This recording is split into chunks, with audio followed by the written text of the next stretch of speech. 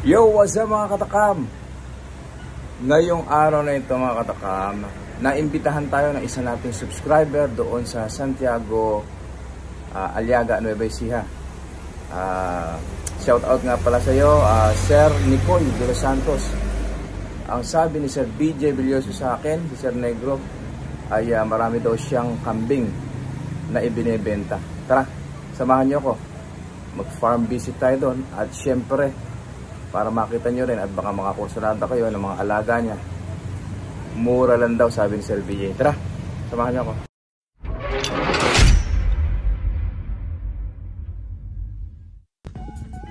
So ito tayo guys. Tara, at ipasisilip sa atin ni Sir Nico yung kanyang mga kambing na pang out. Halos lahat ba sir pang out to? Oo.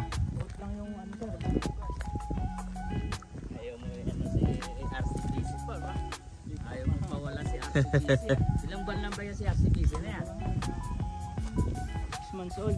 6 months old. Ayan sir, ayan, mali yan Ayan, ipasilip muna natin, tapos mamaya ipaan natin kung magkano yung presyo natin. So, Alpine breed yan sir. Alpine breed. Nasa ilang kilo yan sir? Nasa 35 kilos. 35 kilos. Purong Alpine yan? Ang ganda ng Alpine, no? Pure black. Upgraded na Anglo.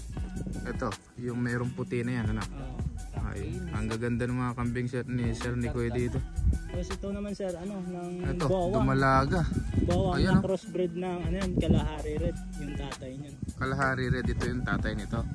Yan yung nanay sir. Tapos yung lahi ng Kalahari Red na yan. Ito lumabas, Kalahari Red. Ayun. Mukhang buntis na naman sir na. Buntis na.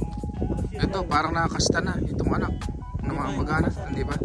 Magkapatid yan, dalawa na. 3 months old pa lang yan sir. Ay, grabe mga katakam, tingnan nyo ito. 3 buwan pa lang pala, akala ko dumalaga na. Ayun, dalawang magkapatid. Ito kalahari daw ang tatay. Ayan, dalawang magkapatid, kaganda Isa, dalawa. Ito ang kanilang nanay. Ayan. Isang upgraded na bower.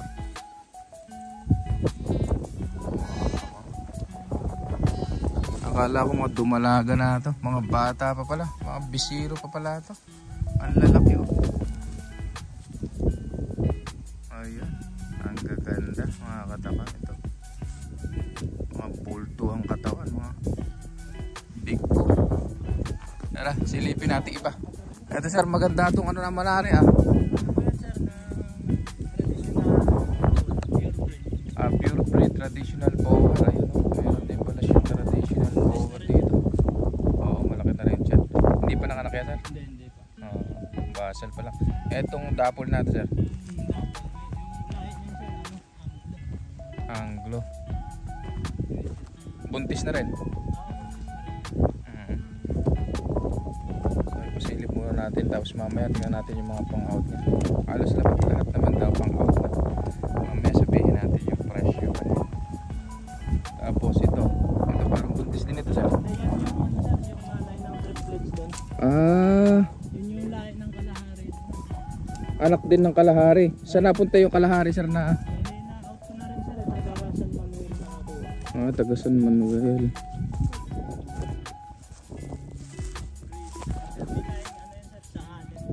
Ay sa anin yung kaya malaki yung dede niya. So mga katakam, sa mga hindi nakakaalam, ang sa anin at ang Anglo parang iisa lang yan. Pareha silang ginagamit sa panggatas. Kung mapapansin nyo, yung dede nila parehas. Ayan, malalaki yung mga suso nila. Kung natatandaan nyo doon sa ating kambingan sa Pampanga, meron tayong sa anin doon. Kulay puti naman. Ito kulay brown. Upgraded lang ito sir, no? Nasa anin yung atin doon puro puti. Ito upgraded, pero yung dede niya nakuha niya sa pagiging sa anin niya. Ayan.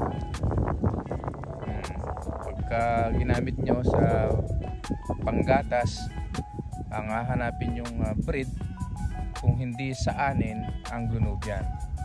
Kung meat type naman po ang hinahanap nyo, pwede kayo mag native o kaya naman po bower. Ayan. Ito, tatlo sir ang anak nito, ano? Triplets line ko yan sir. Ito tumatakbo kanina dun eh. Mamaya puntahan natin mamaya. Ayan. Sige, lapitan natin sir yung iba. Ayun sir, ano naman yan, may line na dapol. Tapos yun yung anak niya sir, 1 month old pa lang yun. Alin dyan? Tara, lapitan natin. Kulay puti na yan.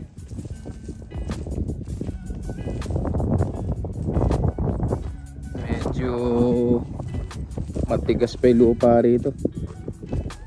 Kaya hindi pa natutubigan. Ano? Dapol yung nanay niyan. Alin po ito? Yan. Tapos Ayan. ito anak niyan isa. 1 month old pa lang. Ayun. Ayun yung anak niya. 1 month old. Ano nakalahi dyan sir? Sa anin. Sa anin. Tumitimbang na ng ano yan. 12 kilos. 1 month old. 1 month old, tumitimbang na ng 12 kilos. Ang tatay daw is sa anin. Ang nanay itong Yung dapol. ito, Spotted. spotted na bower. Ganda na naging ano po, purong puti. Na-i-out mo na rin sir yung ano? Ano yun sir, trader kasi yung utol ni sir. Ayan. Oo. Pantay na pantay. Tsaka. Makikita mo yung bayag ano? Yan pwede nating malalaking paa yung parang bower din. Ito sir, yung puti na yun. Ano yan? ito native lang sir. Native lang. Pure na native yan. Kaya maliit no? Pero mukhang may karga na sir. Meron na rin. Ayan, kung gusto nyong native, mamaya papakita ko sa inyo. Yan yung anak namin sir na isa. Tatlo. Ay, sa tatlo, ito. Lumabas kasi yung nakabulog nun ano, yung kalahari. Mm. Kalahari red. Ito yung anak namin. Kalahari red yung tatay ano. Wala pa isang buwan yun. Kaya kalaki. Ayan yung kapatid niya. Ay, Dalawang lalaki, isang mga gutong kaya naging iikot pa sila. Ay, ang ganda ng dapol na yun, nasa malayo. Balisan sila natutulog sila doon sa kubo mo na yan. Oo. So yun, ayun yung ginagamit na. Anong lahi daw sir nung ginagamit mong barako na yan? Black Bower yan sir, galing kay ano yan, CBC. Ilang buwan na yan? 6 months old sir. Ayun yung ginagamit ni Sir Nicoy na barako. Ayun. Nakuha niya sa Patangas ba yan sir? Hindi, kay CBC. Kay CBC Farm. Ayun, nakuha daw ni Sir ng 35,000. 6 months old. Pero kumakasta na ano sir? Yung tatay naman yun, ng Black Dapol. Ay, maglalabas din ang dapol yan. Ito yung kapatid ng triplets. Ano sir? Itong dalawa na to, ano? Saka ito. So ito mga katakam, yung triplets. Yung kaninang pinakita natin na upgraded na sa anin.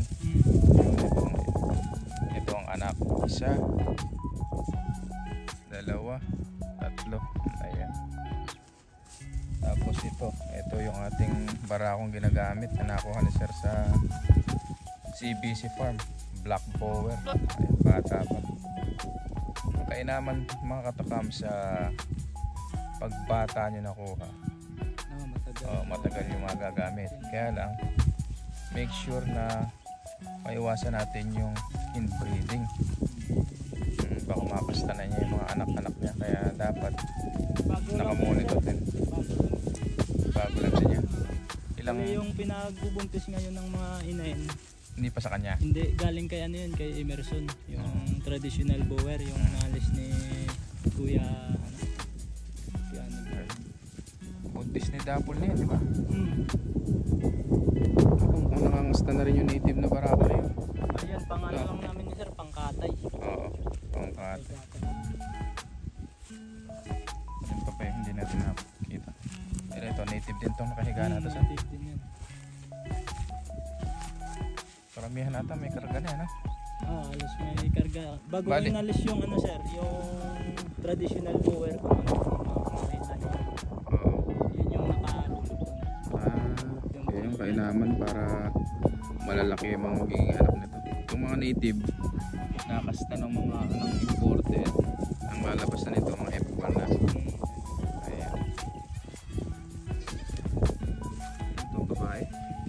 Bulugan yan sir. Bulugan. Ayan, maganda. Marami pala tayong pang-cutter rito. Alin sir? 2 months old lang. Palang din yan. Ito. Itong inahin na to. Anglo. Anglo. 6 months pero may karga na. Bilog na bilog yung katawan, no? Ano yan sir? Ayan mga katakam, tingnan nyo. Kapag malalaman nyo kung malulusog kayo yung mga kambing dyan sa balahibo nila, tingnan nyo, mga kintab, oh. Oh, yan. Kataba. Wala akong makikitang nakabakat na buto. Maganda pong gawing breeder yan sir. Magandang gawing breeder. May karga na rin yan, sir, na? Oo. So ilan ba sir lahat ng ano mo rito? Bali, ano yan sir Bali 35. 35 pieces. Meron ako daw 6 na tira dun sa ano. Sa kabila sa bungad.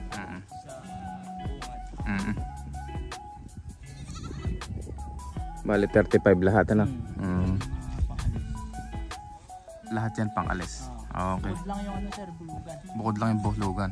So mga katakam, ito pang out daw po sa lahat itong mga kambing ni sir. At ang hindi lang po kasama sa pang out ay yung bago niyang bulugan na black bower. So tara mga katakam, at ipasisilip naman sa atin at sasabihin ni sir kung magkano ang presyuhan ng kambing niya rito. So magpapaalam na muna ako mga katakam. Para sa mga bago pa lang sa akin channel, please subscribe at i-click nyo na rin ang notification bell para lagi tayong updated sa aking mga i-upload na video. Ayun, si Sir BJ Villoso. Ayun, no? Oh, sino ang gusto mo? Sino ang gusto mo i-shoutout dyan, Sir BJ? Si Edgar Angeles, ang nakasawa-sawa kay Tindi kay Negro. Walang-wala na. Ayun. Sir Edgar, shoutout sa inyo dyan. Ayan. Sir Edgar Ayan Angeles. ang laging nakasuporta sa atin.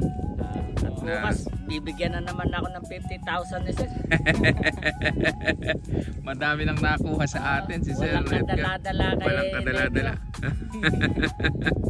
So magpapaalam na tayo mga katakam at sasabihin naman sa atin kung magkano ang presyo ng mga kambing ni Sir dito sa kanyang kambingan.